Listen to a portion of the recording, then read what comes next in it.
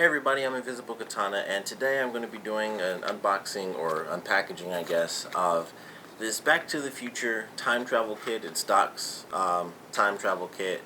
I got this recently over the weekend at AwesomeCon, and it was pretty cool. It looked cool. I didn't know what was in it, but it's Back to the Future. I love Back to the Future. I'm going to include this as a part of my sort of year-long celebration of videos for Back to the Future. I typically do them all at the end of the month because I kind of just wait till the last minute and think like, oh, I gotta come up with something. But this was something easy to kind of include in the celebration for each month. And I haven't opened this up yet. I kind of know what's in it because it's all kind of on the back as well as on the front. It's all in text right here. But I wanted to kind of wait to get into all of this and just pull everything out kind of one by one and just do like sort of an unpackaging. So the first thing I got out is actually Marty's letter to Doc from the first film. It says, "Dear Dr. Brown, on the night that I go back in time at 1:30 a.m., you'll be shot by terrorists. Please take whatever precautions are necessary to prevent this terrible disaster. Your friend, Marty." So that's definitely cool. It says Lou's Cafe, which is something, I think I noticed this one of the more recent times I watched, was the fact that Lou's Cafe has their own like letterhead on notepads for whatever reason, and it's not like big pieces of paper. It's like it says Lou's Cafe on the thing, which I guess that was a thing in the 50s. They'd have their own stuff, but today it's just like everyone has the same little pad. You'd have the fancy little, I guess leather, faux leather, whatever book to put it in, but everyone just has the same blue/green sort of notebooks, and that's really it. The second thing I pulled out here is the picture of, obviously it's a miniature version, it's the picture of Doc and Marty in front of the clock tower when it was being put up in Back to the Future Part 3. And so it says, "To Marty, Partners in Time, September 5th, 1885. So, to Marty, Partners in Time. So that's cool. I would love it if this, it probably would have been a bit more expensive. This honestly only cost me like $10. But it would have been cool if they had, like a really big version of the kit, and it came with like some really cool things, like some life size versions of the replicas, and they had this like in the plaque and everything. That would probably cost like $50 or $60, probably hundreds of dollars actually, to have this in there as like the full size picture from the films. Because if they did that, then odds are they'd have like Gray Sports Almanac in there full size, and maybe some other things at full size as well. Here is one of the tiny little behind-the-scenes production pictures. I'm probably going to have to do something else because the camera's too far away to get up and actually zoom in for you guys. But I'll probably save these for the end and do a little zoom in for you. But this one is them working on the train from the third film in front of like a blue screen. And it looks really cool. I never considered the fact that this was probably a toy model. I knew that for the train in the third film that they blew up. I knew that that was a model, but I guess it never really occurred to me like, well, why wouldn't the time travel train also be a model? So that's kind of cool. I guess it didn't occur to me because it only happens at like the end of the film, so I never would have thought they would need a fake version of it, or like a toy model version. So I'm actually surprised that that's a thing. I have two more pictures of behind the scenes stuff. This one I really like. It's Doc, Marty, and Clara, so that's definitely really cool. And they're just, smiling for the picture. Everyone is just in costume and stuff, so I definitely like that one. That's really cool. And then we have one of them. It's one of the DeLoreans. I can't tell which one it's meant to be or where in the film it's supposed to be because they're just doing a close-up of the front of the car. So you have, like, I have no idea which film it's supposed to be. I would assume it's the first one based on the tires, but at the same time, it's a film, so just because the tires on this are like the regular tires from the movie doesn't mean this is a shot from the first film. So it could all be from the third movie. It seems like there's a lot of stuff, like the other two behind the scenes pictures are from the third film. So I would assume that this is actually a close-up shot of possibly Marty when he first got back, or first went to the past or something like that, and there's like, some green screen or whatever behind him. But it looks like it's sort of desert road, so I would assume it is when Marty first went back in time to 1885. go through here. We also have a timeline in here, and I'll pull that. I think I'll pull that one out last, but that's in here too. We have, we have a tiny little, more pictures. Okay, but we have, well, that's actually cool. We have a future receipt, or I guess a present receipt since it's 2015 right now. It's a receipt from the Blast from the Past, which is where Marty got Gray Sports Almanac, and this is what the receipts kind of look like, and it's blue. And I guess I never even once noticed that in the film that the receipt was blue or anything like that. But this is really cool. Blast from the Past, Gray's Almanac. It says Almanac Gray's, 1950 to 2000. It costs $29, and the tax is $3.19, so it costs $32.19 altogether.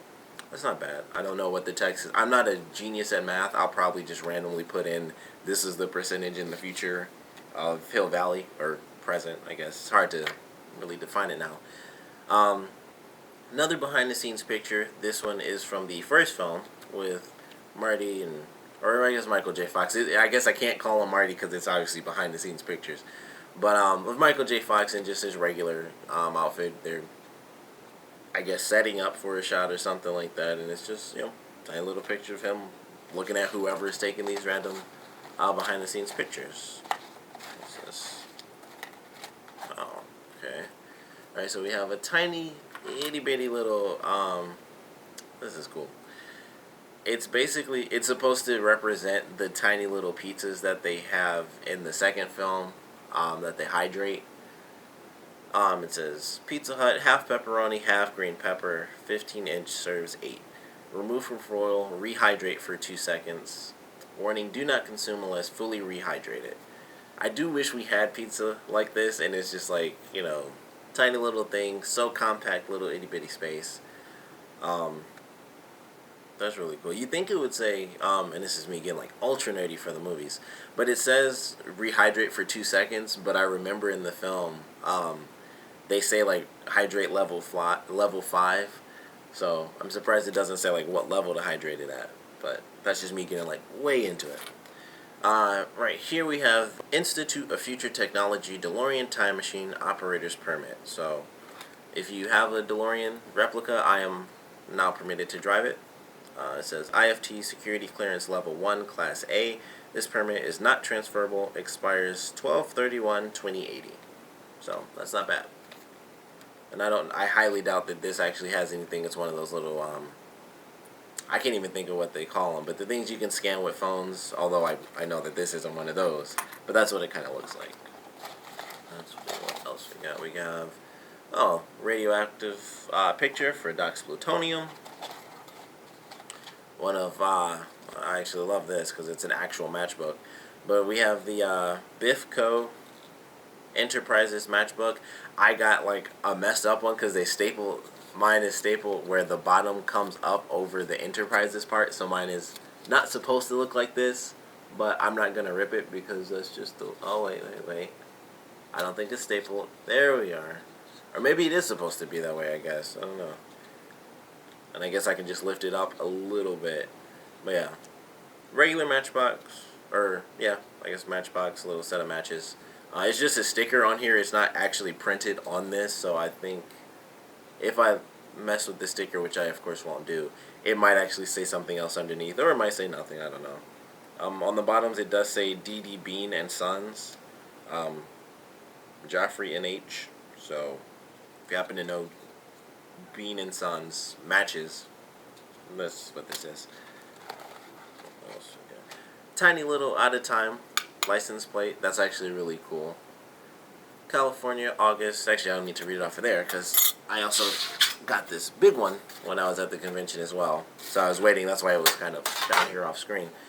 But I knew this was in here because I saw it. So now the tiny little version. I may or may not actually end up putting this in my wallet just because it fits. And I might do that. I may or may not because I wouldn't want to mess it up.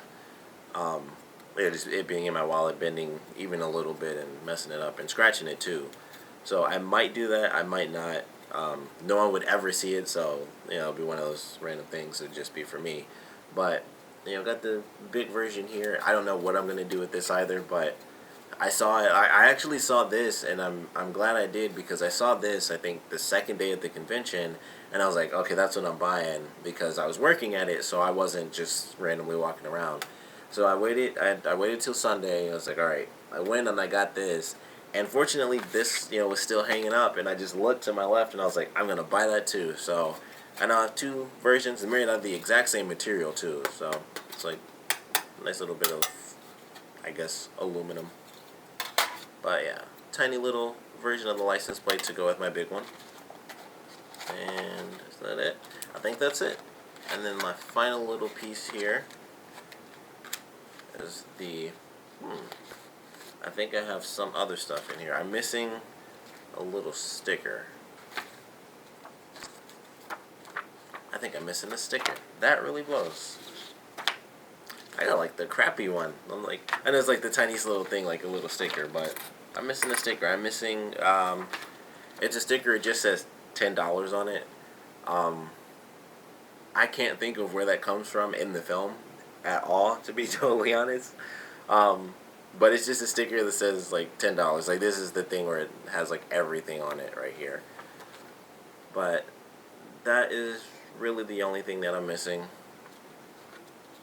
That one on the inside? Okay.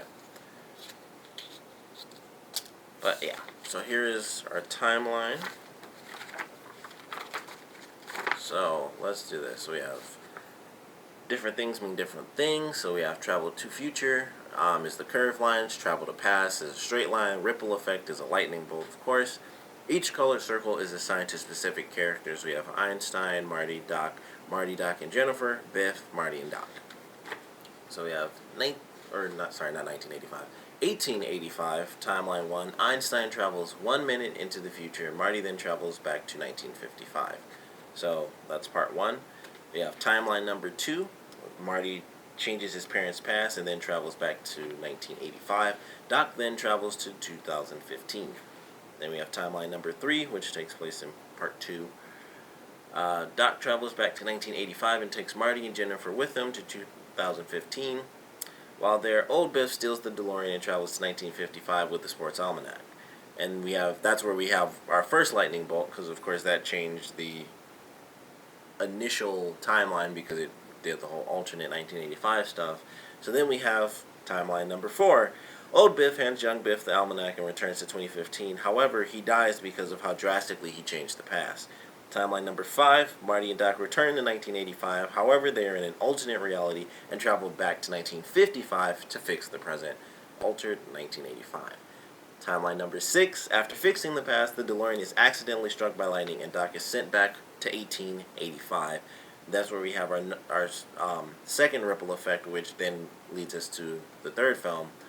Timeline number 7, a delivery man from Western Union hands Marty the letter Doc wrote for him in 1885. I wish that was in here. That would have been cool, too, to have Marty's letter to Doc and then Doc's letter to Marty from part 2.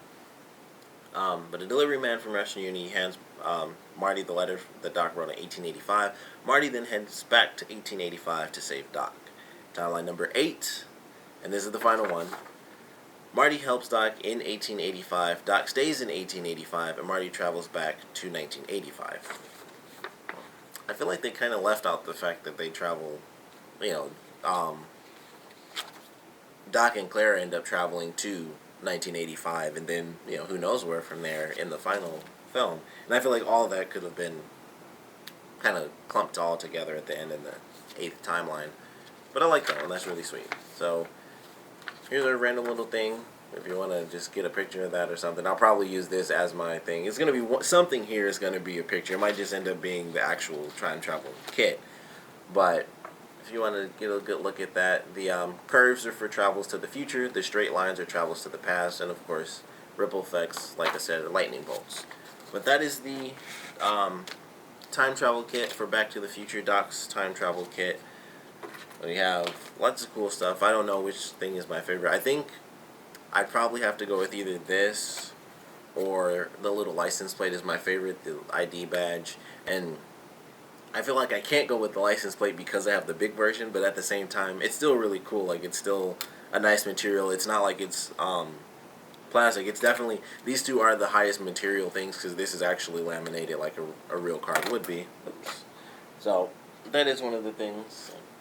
I was kind of looking to see maybe I dropped that other sticker, the $10 sticker, but I can't see. I can't remember at all what that's from. So if you guys can remember, like if it helps to see it again, this little sticker that says $10. I can't even think at all of where it takes place in the film. Like the Pizza Hut thing is definitely part two, with them hydrating the pizza. The radioactive sticker is of course part one, with the radioactive, with the plutonium that Doc stole, and the $10 thing I have to assume is from part two as well. Just because it's in red, so I feel like that has to be somewhere. But the only thing that was purchased in the future was this. So it was like this. Marty got the Pepsi, but he didn't actually pay for it. Um, and that's really all I can think of. Like, I can't think of anything in the past that would have like the red $10 symbol, unless it's something from Lou's Cafe, maybe, or something like that. I highly doubt it was anything from the third movie, because really I think Marty got water or something like that, and Doc had the one drink that he passed out from because he can't drink any form of alcohol apparently. But I don't know. I just can't think of what it's from. If you guys, have any ideas, if you can tell me where that little $10 sticker, like what it represents, which film, and what it's from, what scene, definitely let me know because it's probably gonna drive me crazy. Not as much as not having it, because that really blows that it's not in here at all. Yeah. I don't know. Like, obviously, this was a thin sheet of paper. I'm like, I can see both sides, but random hope, I guess. I don't know. But aside from not having the sticker and my little Matchbox, well, I guess that's how it's supposed to be. So, it's a sticker on there, and it's not actually printed, because if it was printed, I'd be able to see the Enterprise thing. Enterprise is on the bottom of Bifco, but aside from not having the sticker, I really enjoyed this. I'm glad I got it. It was, like I said, it was only $10, and it's some cool little things here and there. I do like these pictures. Definitely favorite pictures without a doubt. Everyone in their actual costumes at the end of the film. So I think this was my favorite one. My second favorite would actually probably have to be the one with the train, because like I said, I didn't think about the fact that they had a model version of the train, and I guess it would have to be for the final scene where it goes from a real life train to sort of the CG version of the train, and of course it's like flying in the air and stuff. So I guess they would have to make a model version, and it never really dawned on me that they would have to do that, because it's like, well, it just turns into CG. So thinking of how they do things today, it's obviously not the same. They'd have to make a model to make sure everything was 100%. So I definitely enjoyed it. Like I said, if you guys have any comments, please put them down in the comment section below. Let me know, what was your favorite little thing in here. If it was the little license plates, any of the pictures, maybe even the stickers, or just simple matchbook, real matches in here. I would have to assume I'm not ever gonna light any of these matches, because I have zero reason to ever do that. I guess I could if I wanted to make it look more like in the movie and take a couple matches out, but I'm okay not getting that into it, because I probably messed that up anyway.